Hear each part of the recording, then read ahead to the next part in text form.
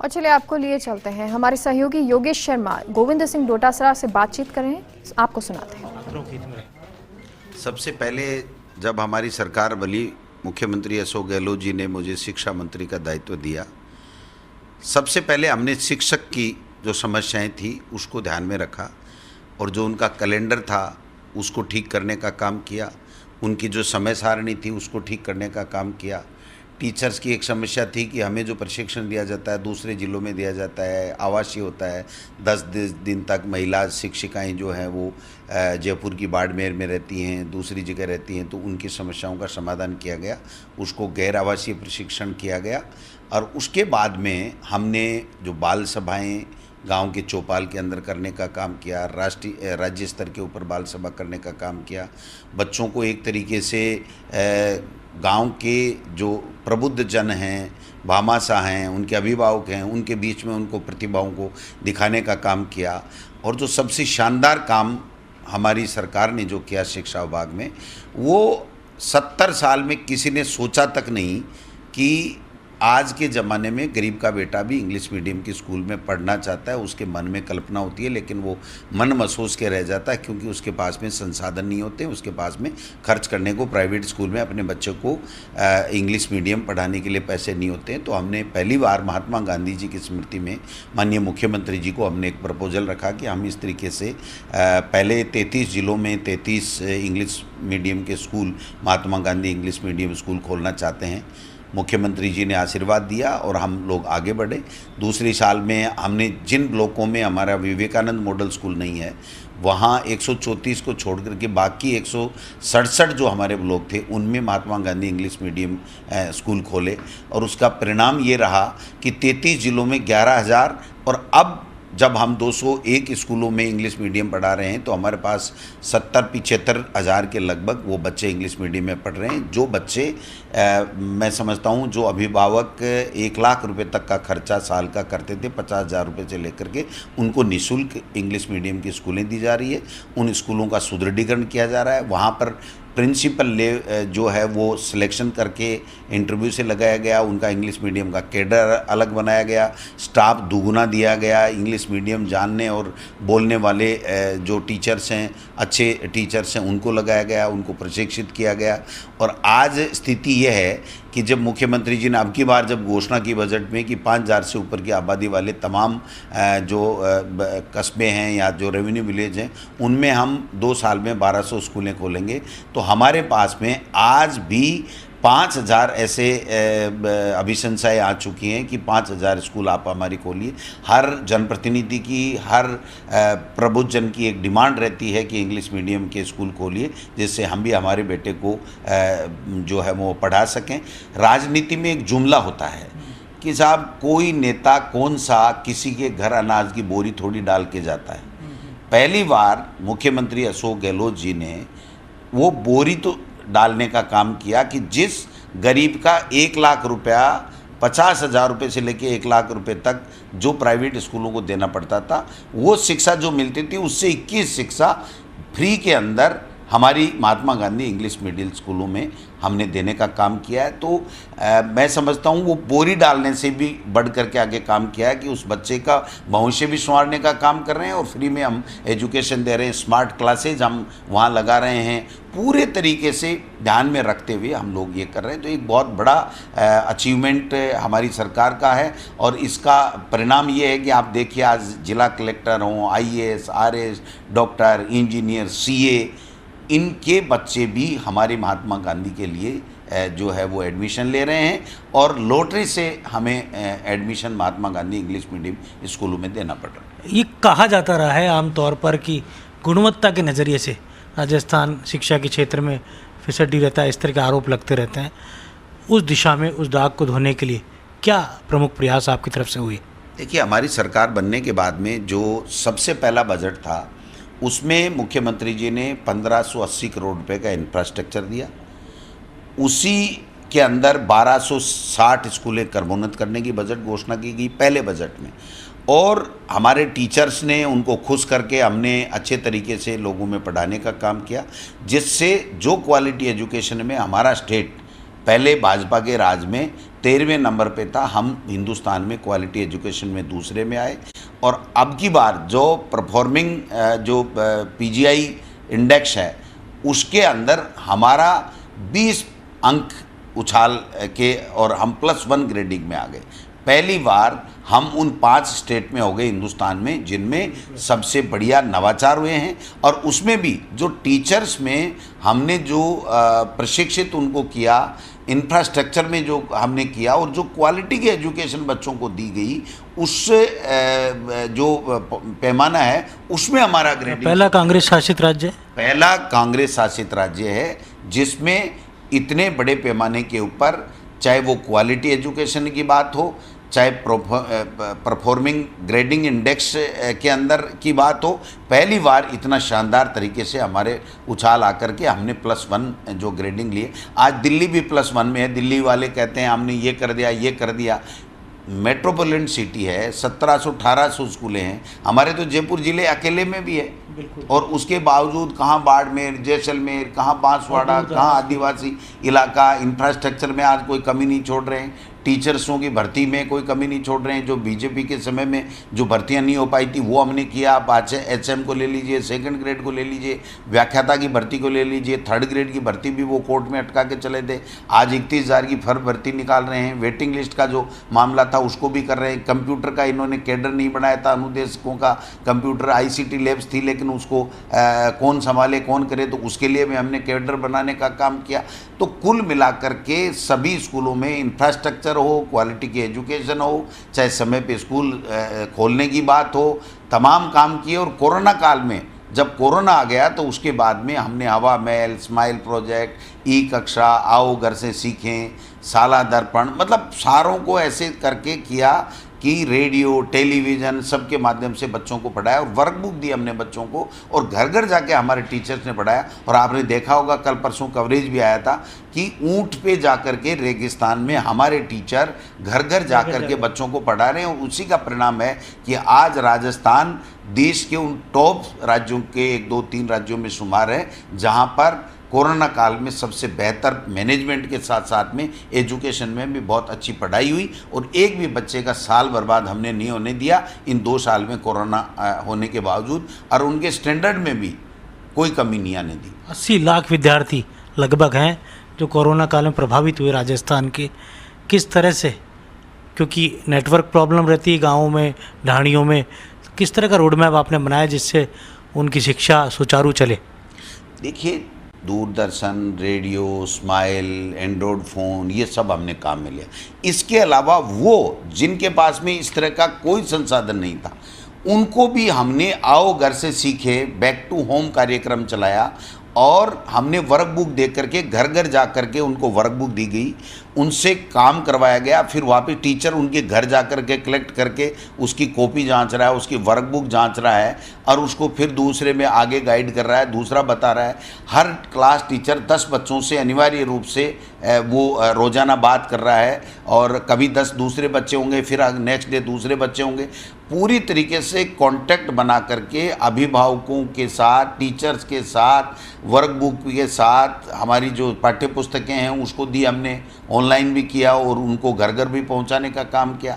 तो कुल मिला के इस तरीके का वातावरण कि हमारे बच्चे को हमने हर तरीके से टच किया और इसी का परिणाम है। आप देखिए कि अब की बार 4.5 लाख जो है बच्चे, वो जो ड्रॉप आउट बच्चे रहते थे वो नहीं रहे और 4.5 लाख का आंकड़ा हमने जो पिछले साल का हमारा पिछली बार का जो सरकारी स्कूलों में एडमिशन का, उससे बढ़ोतरी पहली बार हुई है। तो आप समझ सकते हो कि कितना शानदार तरीके से, चाहे वो हिंदी मीडियम हो चाहे इंग्लिश मीडियम हो, उसके प्रति, हमारी सरकारी स्कूलों के प्रति अभिभावकों का और बच्चों का रुझान बढ़ा है। अमूमन ये देखा जाता रहा कि पिछले कार्यकाल जो रहा भारतीय जनता पार्टी का, कई आंदोलन शिक्षा मंत्री के खिलाफ होते थे, शिक्षा विभाग की नीतियों के खिलाफ होते थे। कई बार हमने आंदोलनों को कवर भी किया। बीते 2.5 साल में ऐसा कोई बड़ा आंदोलन आपके इस कार्यकाल में नज़र नहीं आया, क्या कारण रहे? देखने, हमने सबसे पहले तो गुरु का सम्मान किया कि जो शिक्षक है वो माँ बाप नहीं, लेकिन माँ बाप से कम भी नहीं बच्चे के लिए, उसकी समस्याओं का समाधान किया।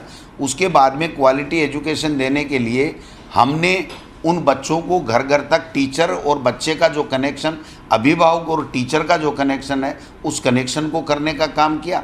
और जो टीचर्स की समस्याएं ही, आप देखिए, जब मैं शिक्षा मंत्री बना था तो 15-16 हज़ार ऐसी परियोजनाएं थी जो बरसों से उनके शिक्षकों की लंबित थी। हमने मंडल वाइज उनके कैंप लगाए, कैंप लगा करके उसको जीरो किया।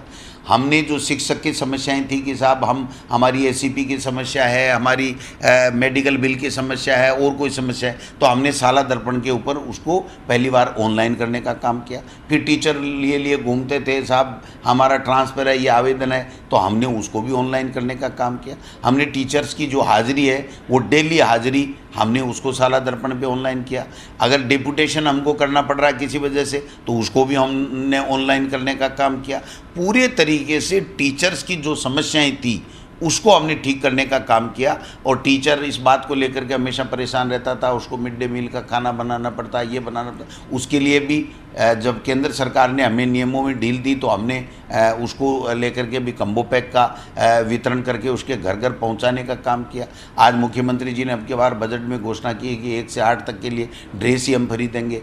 तो टीचर को, अभिभावक को, बच्चे को, हमारे स्कूलों की सुदृढ़ीकरण को, आईटी जो लैब हैं, हमारे आईसीटी लैब्स हैं, उनमें भी हम भारत सरकार से पैसे ज़्यादा लेकर के आए हैं। हमने बाल सभाओं के माध्यम से, और एक नवाचार जो हमने किया था कि एनुअल फंक्शन सरकारी स्कूलों में नहीं होते थे, प्राइवेट में होते थे, हमने एनुअल फंक्शन सब में कराए, जिससे 100 करोड़ के लगभग हमें भामाशाहों से भी पैसा मिला। पहले 50-60 शिक्षक जो है वो पुरस्कृत 1 साल में होते थे, हमने उसको 1100 की संख्या बढ़ा दी। ब्लॉक से लेकर के जिला और स्टेट लेवल के ऊपर उन जो टीचर्स हैं उनको हमने पारितोषिक देने का काम किया, पुरस्कृत करने का काम किया। पुरस्कृत जो टीचर्स हैं उनके लिए भी, चाहे प्लाट की फ्लैट की बात हो, चाहे उनको निःशुल्क बस के अंदर यात्रा करने की बात हो, उसके लिए भी हमने किया। और अभी रूल्स में 70 और 73 से लेकर के जो रूल्स थे वो इस तरीके के बने हुए थे कि आप देखिए, शारीरिक शिक्षक व्याख्याता की पदोन्नति 2nd ग्रेड से नहीं हो रही थी। जो डीओ थे हमारे 350-400 के लगभग पद खाली थे, उनकी नहीं हो रही थी। डीओ से ऊपर के जो पद थे उनके लिए हमारे पास, विभाग के पास में ऐसी शर्तें लगाई हुई थी कि उसके हमें जो अधिकारी मिल ही नहीं रहे थे। तो उन सबको हमने ठीक करने का काम किया। और जो व्याख्याता और प्रधानाध्यापक का जो आपस का ग्रेड का विवाद रहता था उसको भी समाप्त किया। और माननीय मुख्यमंत्री जी ने पहली बार 12,500 के लगभग नए वाइस प्रिंसिपल के पद स्वीकृत किए। 10वीं की स्कूल में भी प्राचार्य को किया। व्याख्याता अगर कोई बन रहा है तो उसकी जो ग्रेजुएशन और पोस्ट ग्रेजुएशन उसको एक किया। एक करने के कारण से जो है हमारी क्वालिटी एजुकेशन में सुधार आएगा, क्योंकि जो ग्रेजुएशन करेगा वो उसी विषय में पोस्ट ग्रेजुएशन करेगा, तो मैं समझता हूँ कि वो ज़्यादा बेहतर तरीके से उस विषय को बच्चों को पढ़ा पाएगा। तो जितने भी नियम थे उनको सबको हमने किया। और आपने देखा जो शिक्षक संगठन, चाहे कोई सा भी शिक्षक संगठन हो, तमाम, चाहे वो भारतीय जनता पार्टी से जो जुड़े हुए लोग हों, दूसरे हों, कोई भी हों, किसी भी विचारधारा के हों, वो सारे के सारे कह रहे हैं कि अशोक गहलोत की सरकार ने बहुत अच्छा काम किया कि हमारी बरसों से लंबित जो शिक्षकों की समस्याएं थी उनका समाधान किया, रूल्स में भी संशोधन किया। जो शिक्षक संगठन है वो घूमते रहते थे, हमने उनको भी बैठा करके बात की है, शिक्षा संकुल में बात किया। अब भी हम शिक्षक संगठनों की गिरदावरी करने की भी बात कर रहे हैं कि भाई ठीक है, आइए, जो लोग जुड़े हुए हैं, अच्छे संगठन काम कर रहे हैं, वो उनको हम मान्यता दें, जिससे उनकी जो समस्याएं हैं उनके द्वारा हमारे पास आएंगे तो हम उनकी समस्याओं का समाधान करेंगे। 31,000 टीचर की हम लोग भर्ती कर रहे हैं, 19,000 टीचर की हमने फिर भर्ती निकाल दी। उसकी भी हम जो वो कैटेगरी जो है तय कर रहे हैं कि कौन कौन से होंगे। कंप्यूटर टीचर वाला भी जो है हमने ग्रेड भी बना दिया और भर्ती जल्दी निकालेंगे। और मैं कहना चाहता हूँ आपके चैनल के माध्यम से कि जो भी अनुदेशक हम ले रहे हैं, एक समय बाद में एक समय तय कर देंगे, उसके बाद में 100% वो नियमित होगा। वो किसी को कोई निकाल नहीं सकता उसको लेने के बाद में। ये थोड़ी बहुत भ्रांति जो फैलाई जा रही है, जिस दिन भी हम विज्ञप्ति निकालेंगे उसको पूरी तरीके से क्लियर कर देंगे। मुख्यमंत्री अशोक गहलोत जी की एक ही मंशा है कि एक भी भर्ती हमारी कोर्ट में अटकनी नहीं चाहिए। अगर भर्ती है तो उसको वापस लाइए। आपने देखा होगा कि जो वेटिंग लिस्ट का एसएलपी हमने कर रखी थी, उस एसएलपी को वापस लेने का मुख्यमंत्री जी ने परमिशन दिया और हमने विभाग में निर्णय किया।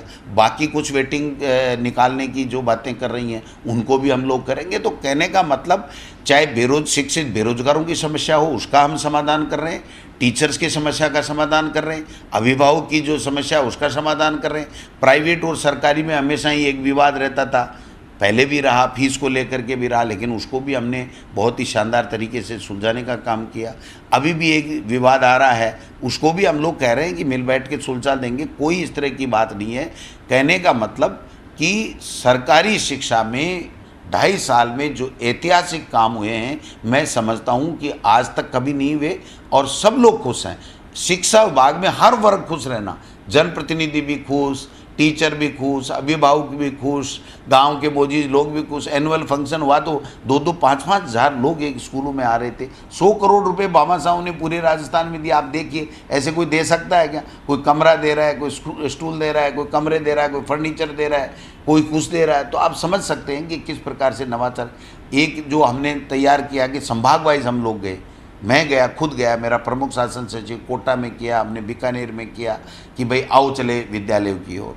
तो ये कार्यक्रम था जिससे पीओ जो लेवल के लोग हैं वो आएँ, उनसे पूछें, उनकी समस्या पूछें, उनसे सामने रूबरू हों, ये करने का काम किया। अब एक बीड़ा मैंने उठाया है कि हम लोग जो भी कोर्ट केसेज है, चाहे वो शिक्षक के हैं, चाहे वो शिक्षक के खिलाफ हैं, चाहे डिपार्टमेंट के खिलाफ हैं, उनके लिए जल्दी ही एक कार्य योजना बना करके हम हमारे शिक्षा विभाग की अदालत लगाएंगे, उसमें उन लोगों को बुलाएंगे और अदालत लगा करके उनके मुकदमों का उनको कोर्ट में नहीं जाना पड़े। अगर उनका किसी का कोई हक बनता है, उस समस्या का समाधान हम हमारे डिपार्टमेंट के स्तर के ऊपर करेंगे, जिससे उन लोगों को कोर्ट में नहीं जाना पड़े। कंप्यूटर शिक्षक के लिए क्या अलग कैडर बनेगा?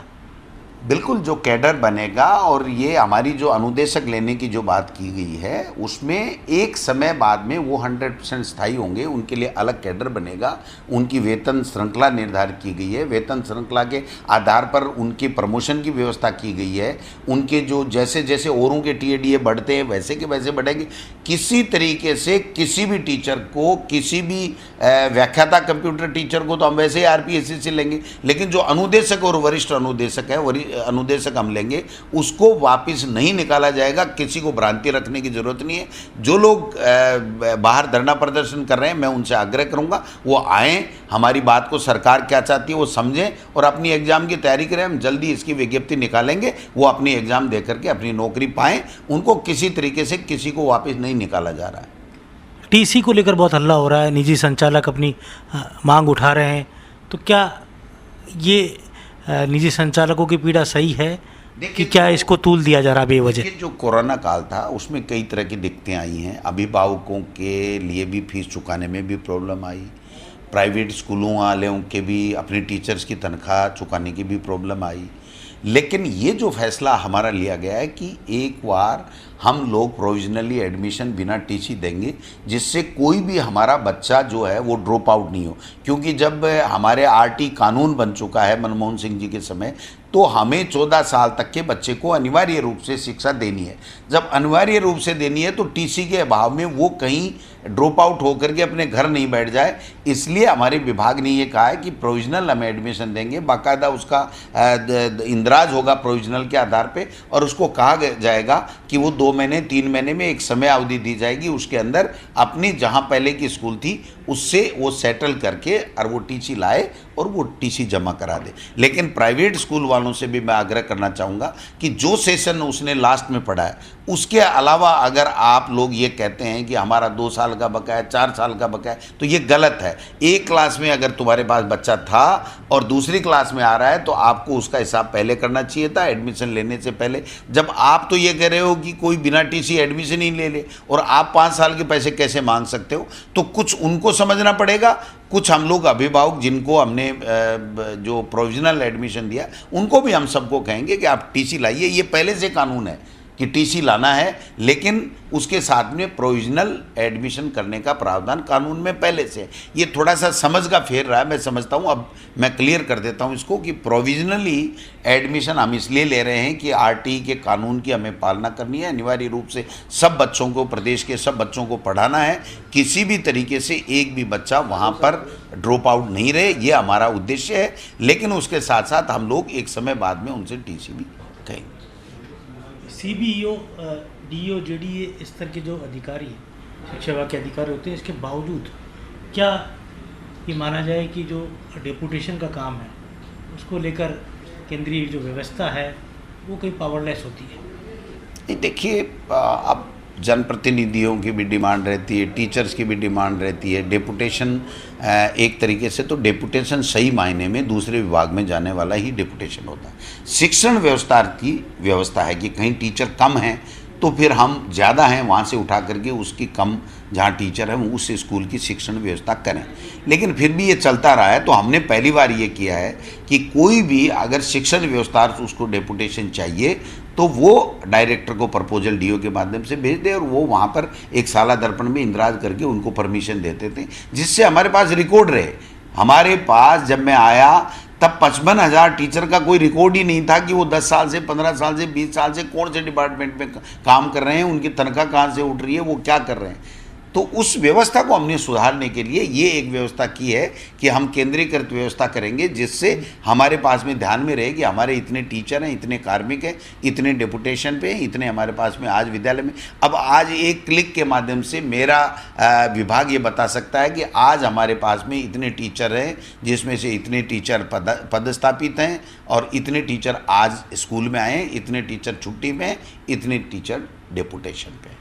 स्टाफिंग पैटर्न के आधार पर क्या पदों की गणना का विचार सरकार रखती है? निश्चित रूप से देखिए, एलिमेंट्री स्टाफिंग पैटर्न तो हमने कर दिया और उसमें माननीय मुख्यमंत्री जी ने जो उर्दू विषय के लिए कहा है वो हम लोग प्रोसेस कर रहे हैं और जल्दी उसका फैसला हम लोग कर देंगे। लेकिन जो माध्यमिक शिक्षा है उसका स्टाफिंग पैटर्न न बीजेपी कर पाई थी, न अभी तक हम कर पाए थे। लेकिन अब जो ये नियमों में संशोधन हो गया है, अब उसके बाद में हम लोग स्टाफिंग पैटर्न माध्यमिक का भी हम लोग कर देंगे। स्थानांतरण से पहले क्या आवश्यकता शिक्षकों को राहत मिलेगी इस पैटर्न जी? स्टाफिंग पैटर्न बिल्कुल बिल्कुल। देखिए, जहाँ बच्चे ज़्यादा हो गए वहाँ टीचर ज़्यादा चाहिए, तो माध्यमिक का अगर स्टाफिंग पैटर्न होगा तो हमें उससे फ़ायदा मिलेगा और हम जल्दी इसको स्टाफिंग पैटर्न कर देंगे, क्योंकि अब वाइस प्रिंसिपल भी हमने दे दिया है। जहाँ बच्चे ज़्यादा होंगे वहाँ और टीचर दे देंगे। उर्दू वाला भी 20 पे जो टीचर देने की बात की है, तो वो सारी चीज़ें हमारी हो जाएंगी। युवाओं का एक बड़ा वर्ग है जो पीजी और यूजी में एक ही विषय नहीं होने से बहुत परेशान है, आक्रोशित है। किस तरह से इनको आप राहत? नहीं, देखिए, क्वालिटी एजुकेशन तो चाहिए हमको। क्वालिटी एजुकेशन के साथ हमारी सरकार कोई समझौता नहीं करेगी। ये शिक्षा विभाग किसी को एडजस्टमेंट का विभाग नहीं है। यहाँ पर बच्चा हमारा केंद्र बिंदु है और बच्चे को अच्छी शिक्षा, क्वालिटी की शिक्षा देने के लिए हम टीचर की भर्ती करते हैं। इसलिए टीचर की भर्ती वही होनी चाहिए जो क्वालिटी एजुकेशन दे सके। इसलिए ये जो नियम किया गया बहुत सोच समझ के किया गया, इसमें किसी तरह का कोई समझौता नहीं किया जा सकता। और स्ट्रॉन्ग करने के लिए अब मंत्रालय आपके पास है, क्या कुछ आगे का रोड मैप आपके जहन में है? रोड मैप एक ही है कि ट्रांसफ़र पॉलिसी बननी चाहिए। हमने इसके लिए बहुत काफ़ी मेहनत की है और मेहनत करके हमने आगे माननीय मुख्यमंत्री जी को निवेदन किया है कि इसका एक प्रेजेंटेशन आप लें और कैबिनेट में इसको रख करके जो भी आप फैसला करें, तो ट्रांसफ़र पॉलिसी 100% होनी चाहिए। इस मत का मैं हूँ। तो मेरा अगला प्रयास यही रहेगा कि इन सब चीज़ों के साथ साथ हम ट्रांसफ़र पॉलिसी ले करके इसको आगे बढ़ाएं। डोटासरा जी, कैसे आप सरकार और सत्ता संगठन के बीच में तालमेल करके चलते हैं? किस तरह से दोनों पदों के साथ न्याय कर पा रहे हैं? पर्यटन भी अब आपके पास आ गया है। मुझे जब भी जो भी काम दिया गया है पार्टी के द्वारा, मैंने बड़ी शिद्दत के साथ, बड़ी ईमानदारी के साथ, बड़ी मेहनत के साथ में उसको पूरा किया और उसी का जो पारितोषिक मुझे मिल रहा है कि आज मुझे मंत्री भी हूँ तो मैं प्रदेश अध्यक्ष भी हूँ। और मैं जिस दिन मुझे ये लगेगा कि मैं किसी भी पद के साथ न्याय नहीं कर पा रहा हूँ, मैं उस दिन मेरे पार्टी के आला नेताओं को मैं कह दूँगा। लेकिन मुझे लगता है कि एजुकेशन में मैंने बेहतर काम किया और संगठन में भी 12 महीने में अच्छा काम किया है। बाकी पार्टी आला कमान का काम है, जो जिम्मेदारी जिससे को देती है वो उसकी जिम्मेदारी का निर्वहन करता है। टूरिज्म को लेकर क्या दो शब्द कहेंगे? टूरिज्म को लेकर के फोकस होना चाहिए। टूरिज्म हमारी जान है। यहाँ पे लोग आएंगे, उनको रोज़गार मिलेगा। जो आरटीडीसी होटलें हैं आज 10-10 साल से घाटे में, 20 साल से घाटे में चल रही हैं, वो बंद पड़ी हैं। ये नहीं होना चाहिए। तो इसके लिए मैं कल भी मीटिंग की है, मैंने 2 मीटिंगें पहले भी की हैं और जल्दी से जल्दी हमने कलेक्टर की अध्यक्षता में एक कमेटी बनाई है और वो कमेटी हमारी जो है वो जो ही 15-20 दिन में हमारे पास रिपोर्ट आएगी, हम लोग इसको आगे बढ़ेंगे। आरटीडीसी को भी सुधारेंगे, पर्यटन को भी ठीक करेंगे और पहली बार माननीय मुख्यमंत्री जी ने 500 करोड़ का बजट दिया है। मैं समझता हूँ टूरिज्म के लिए इससे बढ़िया कोई तोहफा कोई सरकार, कोई मुख्यमंत्री दे नहीं सकता है। इसको हम लोग कैसे आगे बढ़े, क्योंकि कोरोना काल के कारण से शिक्षा और टूरिज्म में सबसे ज़्यादा मैं समझता हूँ सफ़र में है, तो इनको हम लोग ठीक करेंगे। हमारी बात हुई बहुत तफसील के साथ पूरे शिक्षा विभाग के महकमों को लेकर और जो नया विभाग है गोविंद सिंह डोटासरा का टूरिज़्म को लेकर, और कई नवाचार शिक्षा विभाग में उन्होंने किए और भावी रोड मैप यही है कि तबादला नीति बननी चाहिए। लेकिन जो सबसे बड़ी बात उन्होंने कही कि चाहे वो टीसी का मुद्दा हो, चाहे वो शिक्षाओं वर्ग के लिए, शिक्षा वर्ग के लिए अदालत लगाने का मुद्दा हो, इन तमाम मुद्दों को लेकर गोविंद सिंह डोटासरा पहल करने जा रहे हैं, जो आगामी दिनों में उसके रिजल्ट्स हमें नज़र आएंगे। कैमरा जर्नलिस्ट सुरेंद्र सैनी के साथ योगेश शर्मा, फर्स्ट इंडिया, जयपुर।